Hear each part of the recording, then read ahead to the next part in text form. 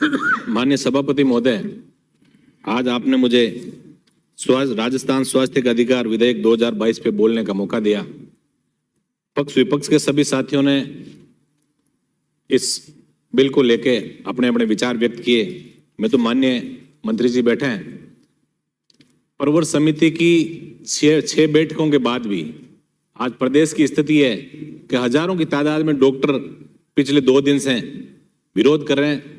और जिस बर्बरतापूर्वक कार्रवाई जो सरकार ने की है डॉक्टरों पे, मैं इसकी सदन में घोर निंदा करता हूं। क्योंकि सिर्फ किसी को कुचलना और दबाना, यदि 6 प्रवर समिति की 6 बैठकों के बाद भी हमको ऐसा निष्कर्ष नहीं निकाल पाए जिससे कि हम कहीं ना कहीं, इसका नाम बहुत अच्छा है स्वास्थ्य का अधिकार अधिनियम, लेकिन जैसे अभी हमारे सांगानेर से आने वाले विधायक ने बहुत अच्छी बात कही कि स्वास्थ्य का अधिकार नहीं, ये सिर्फ आपका जो ट्रीटमेंट का अधिकार की बात ही हम कर सकते हैं। स्वास्थ्य के अधिकार में कई चीजें जुड़ी हुई है, कई मौलिक अधिकार हर व्यक्ति के हैं।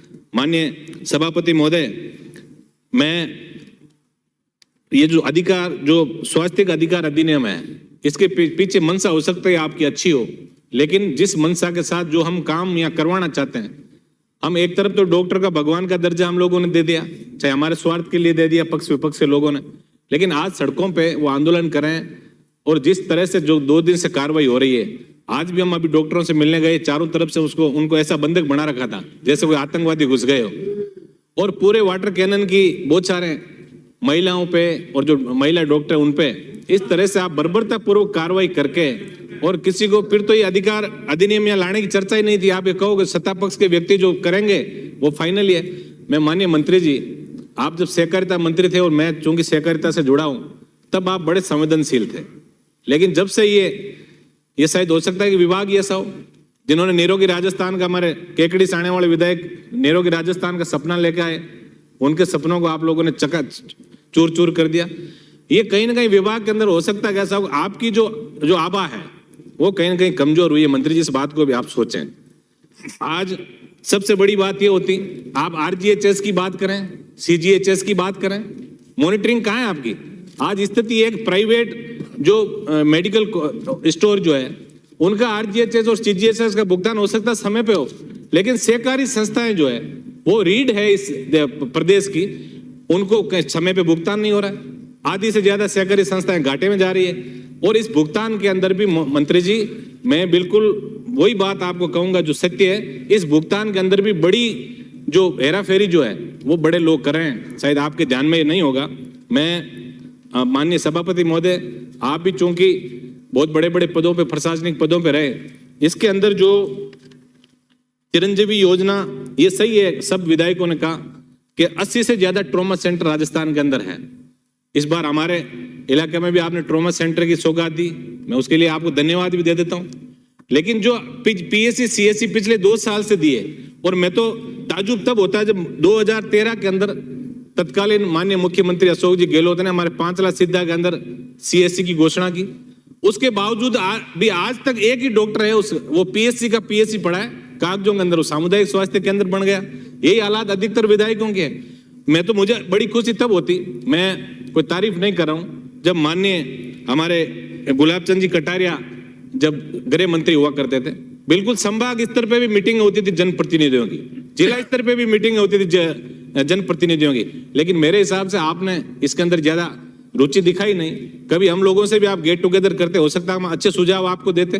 आज ये स्थिति क्यों आई, भिड़ने की स्थिति डॉक्टरों की और सरकार की भिड़ने की स्थिति क्यों आई? आपके सत्ता पक्ष के विधायक भी, चाहे वो हो सकता है खुल के नहीं बोल पाए क्योंकि उनके ऊपर कहीं ना कहीं विप की बातें, तो लेकिन यदि हम इसमें नैतिक बात यदि हम करें तो माननीय मंत्री जी, कहीं ना कहीं विधेयक ठीक नहीं है। आज हम जिस व्यक्ति को भगवान का दर्जा है, उस व्यक्ति को सड़कों में संघर्ष करना पड़े, लाठी गोली खानी पड़े, तो कहीं ना कहीं हम उनसे जबरदस्ती कोई इलाज नहीं करा सकते। मैं तो आपके माध्यम से यही बात मंत्री जी से मांग करना चाहूंगा कि यदि हम ईमानदारी से, यदि ये राजस्थान के लोगों को हम अधिकार देना चाहते हैं, तो सबसे पहले आपको चिरंजीवी योजना पर उचित मॉनिटरिंग की आवश्यकता है। आज OTP जनरेशन की बात माननीय विधायकों ने कही, क्या स्थिति है आप जान सकते हो। आज RGHS व CGHS की मॉनिटरिंग का भी बहुत बड़ा अभाव है। और CSC PSC और सब सेंटर्स की यदि हम बात करें, हम अधिकार देने जा रहे हैं प्रत्येक व्यक्ति को कि अधिकार अधिनियम हम ला रहे हैं, लेकिन आज सरकारी, सबसे पहले आप सरकारी जो विभाग है हमारे, सरकारी जो सब सेंटर्स PSC CSA, सबसे पहले आप उस पर लागू करो। आज हालात क्या है, सरकारी हॉस्पिटल के अंदर डॉक्टर नहीं है, कहीं ANM कहीं नहीं है, कहीं GNM नहीं है, हमारे लैब की स्थितियां ठीक नहीं है, टेक्निकल लोग है नहीं, पैरामेडिकल स्टाफ की बहुत बड़ी कमी है। हमें सबसे पहले इसको चुस्त दुरुस्त करके और फिर यदि हम आगे बढ़ते, क्योंकि मुझे पता है कि सरकार के अब बहुत कम दिन बचे हैं, तो आप लोगों को कोई न कोई ऐसा झुंझुना पकड़ाना चाहते हैं ताकि भाई इसका रिपीटेशन हो। बाकी माननीय मंत्री जी, ये कदम आपके लिए बहुत घातक सिद्ध होगा, ये मैं दावे के साथ कह रहा हूँ, क्योंकि दबी जुबान से प्रत्येक व्यक्ति जो है वो इस बिल के खिलाफ है। अभी माननीय जो हमारे डूंगरगढ़ से आने वाले विधायक ने भी ये कहा कि हम डॉक्टर जो है वो आने वाले मरीज की जेब देखता है। अरे स्वार्थ की दुनिया कौन नहीं देखता, आप लोग भी देखते हैं। जब हमें पता है कि आप लोग दोनों विधायक हमारे साथ हमेशा बेल में खड़े मिलते सरकार की कोई भी सरकार के फैसले के खिलाफ। आज के हालात हो रखी है, हमें ईमानदारी से वही चीज बोलनी है कि हमें इस मामले के अंदर आम व्यक्ति को हम लाभ कैसे दे पाए, और यदि अधिकार अधिनियम हम ला रहे हैं तो इसके अंदर हमारी मंशा क्या है, आम व्यक्ति को लाभ कैसे मिले। चाहे हम राइट टू एजुकेशन की बात करें, राइट टू इंफॉर्मेशन की बात करें, सभापति महोदय, आज दोनों के क्या हालात इस प्रदेश के अंदर है, ये किसी छुपा नहीं, माफिया पनप गए। तो मैं तो आपसे ये निवेदन करूंगा। और एक बायो वेस्ट के निस्तारण की बात भी माननीय मंत्री जी, आज संक्रामक रोग तेजी से फैल रहे हैं, हमारी क्या व्यवस्था है, पैसा लेके और वो बायो वेस्ट की 2-4 कंपनियों का आपने ठेका दे दिया पूरे राजस्थान का। कहीं भी बायो वेस्ट निस्तारण की बात राजस्थान के अंदर हो नहीं रही है, जिससे संक्रामक बीमारियां फैल रही है। और प्रत्येक जिला स्तर पर जनप्रतिनिधियों के साथ आप संवाद भी करें। और दूसरा, माननीय सभापति महोदय, जो पेज 19 पे खंड 9 में जिला स्वास्थ्य प्राधिकरण का गठन की बात यदि हमने कही है, इसके अंदर कलेक्टर होंगे, RS IS होंगे, मेडिकल जो चिकित्सा से जुड़े हुए लोग होंगे, लेकिन कहीं ना कहीं क्या जनप्रतिनिधि हो सकता है सारे जनप्रतिनिधि इसके बारे में नहीं जानते, हो सकता है सारे जनप्रतिनिधि इसके बारे में नहीं जानते, लेकिन कोई तो ऐसा जनप्रतिनिधि जिले में होगा जो इस व्यवस्था के बारे में जानता है। आप दो व्यक्तियों को आप नामित करेंगे, आपने फूड डिपार्टमेंट के अंदर नामित किए लोगों को आवंटन के लिए, क्या स्थिति है आपको सब पता है और सारे विधायक जानते हैं उनके हालात क्या है।